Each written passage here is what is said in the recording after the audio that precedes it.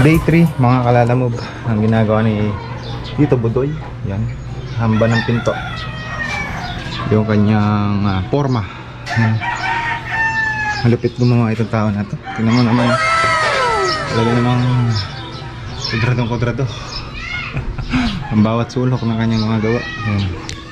Tapos itong lababo, ayan, tingnan mo, forma pa lang, oh. Mukha ng lababo, di ba? Pakapulido, kaya nga gusto namin siya ang gumagawa dito sa bahay dahil makikita mo yung pagiging pulido. Ngayon yung tiles niya, mga kalalamob, oh. Diba? Pati dun sa kwarto, siya din yung gumawa ng tiles. So next time, pag natapos na itong flex ko yung kwarto tsaka itong CR para makita ninyo. Dito na siya ngayon sa lababo. Konting retouch na lang dito sa sohoro na lang. Konting sohoro na lang dito sa gilid ng mga tiles. So doon, iba yung nalagay kong tiles. Yung sobra dito nanggaling sa CR, yun ay pakakabit ko sa flooring. Yun sa lababo. Forma pa lang. Dito yung pinakalababo. Ganda ng forma. Forma pa lang yan.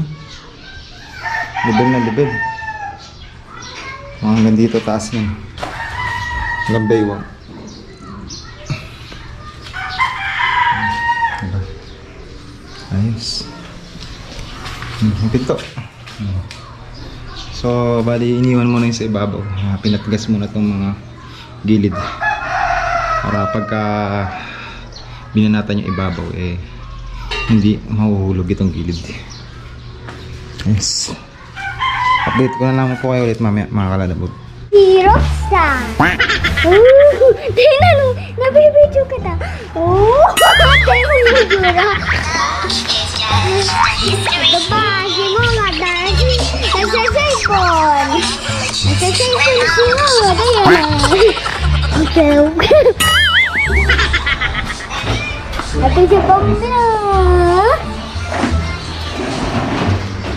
Naginig kami sa bayan Ayun si papa ko. Ayun yung papa ko. Papa ko. Papa, nabibidyo ka ta, oh. Tanga, nakaharap sa'yo. Bye-bye guys. Ito yung film ko. Summer class si Baby Golden, mga kalala mo. So ihatid natin siya ngayon. Ay, kaka. Stay put lang, picture ka na yung Gulo mo. ito nandiyan niya, tinapo ko doon. Kailangan masigaan niya para hindi maging kalat. Alam ko nga. Tara, dalaga. Dalagang bunay, tara.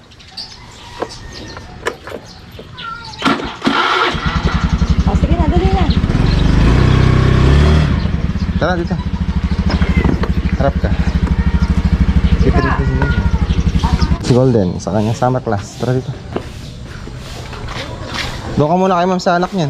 Doon. Sarado pa. Ma'am, diyan po ba muna si Miles Golden? Ay, kay... Si Ma'am Andrea. Si Andrea. Yung Black Beauty. Hindi, yung maputi. Yung maputi. Si Dolpina. Yung Dolpina. Alam ko mga na... Ay, yung mga ang dali lang po, no? Ay, yung babaeng maputi matangkad. Hindi, yung maliit lang. Maliit lang. Doon sila nagawi doon. Sa gawidan? Yung mga doon, mga intern. Okay, sige Si pa. Mama, kilala mo yung kilala. Kilala mo yung teacher mo? Kilala mo? Oh, yun. Doon sila gumawi. Okay, salamat po. Tara, let's go. Kala niya. Sino?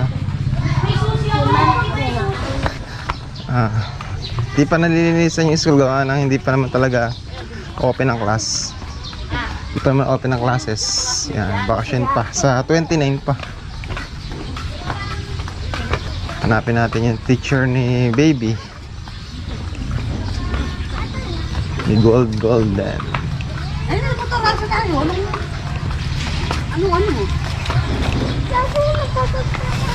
Ay, okay. Hanap natin yun. Bawat bukas sa room niyan, titignan natin.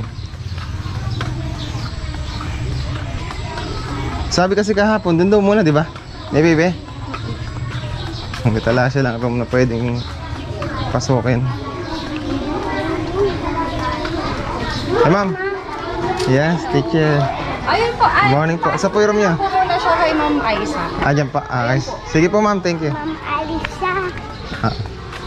Yun, si Ma'am Aisa. Mabait. Mabait. Ayun na. Mabait si Ma'am Aisa. Agawan. Mamaya na lang Oo. Sige na, kiss mo na. Agaw na, pasok ka na. Ayaw maklasyo mo. Hindi na. Tara, bilis na. Kaniya. Ay, si Ma'am Sa, good morning. Sabi mo. Summer class ng mga children. Yan. So, moving up to grade 1 sila. Yan, ang classmate ni Golden. Si Baby umiyak pa. Gawa ng nga, baby pa siya. Talaga may separation anxiety talaga yung mga bata. Pero pagka naano na niya, nakuha na niya yung loob ng classmate niya at teacher, hindi na siya iiyak. Golden ganyan din dati, iyakin.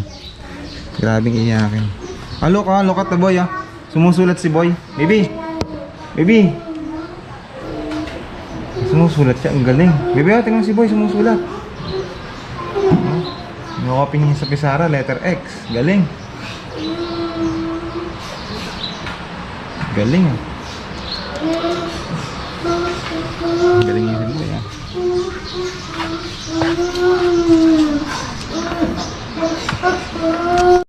Sige po, mamaya na lang po.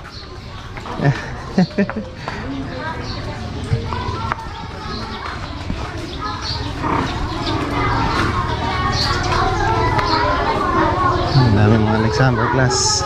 So ganda yung ng ating gobyerno nang karoon ng summer class camp ang mga elementary. Saan si Lian? Oo nga pala. Maaga ba kaya? Di na siya kay Mama Aisa. Kay Ma'am Aisa. Ma'am, yun lang. Matangkat. Hindi na tayo dumaan, Makati. Kakati tayo sa damo. Hindi tayo sa simentado. Nag-allergy ako sa damo. So yun nga, maganda ang yung ginawa ng ating gobyerno ng DepEd. Good morning po, ma'am.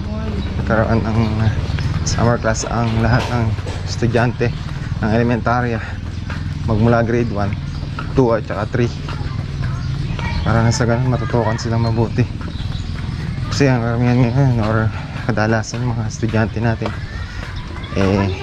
na-focus sa kanilang mga gadgets. So yung pag-aaral talaga nalimutan na nila. Pare, doon no? Pare, saan ba yan? Kay Karasi rin Golden ano? Oo. Doon ang room niya. Dito sa diretso dito. Yung dating kay Ma'am Salak. Sa dulo. Yan na si Golden. Alam mo yung classroom dito? Ayan si Mama. Mama, ito dito. Okay na po, nandun na. Pero nandiyan na siya. Diretso lang dating kay Ma'am Salak na ano. Yung room ng araw na ano. Nandun na si Golden. Balik ako nasa din ni Golden niya. Diretso kasi sila bali hindi naman sila nag-daycare. Kinder kagad kaya ayan. Talaga tututukan muna sila. Gawa ng nagrekta kasi sila. Hindi kagaya ng iba na nagsipag daycare. Kaya alam na nila lahat ng mga lessons. So kumbaga sa advance. Maganda talaga yung ng ating gobyerno. Karoon na summer class. Diba? Para ready na sila sa next step nila. Kasi mag-grade 1 na si Golden. So, nag-moving up siya sa pagiging kinder. Ang dami. Mga siguro po, mag-grade 2, gano'n. Saka mag-grade 3. Nasa loob natin na yun. So, uwi na muna tayo. Nagpapagawa tayo ng, ng ating housey. So, tara na.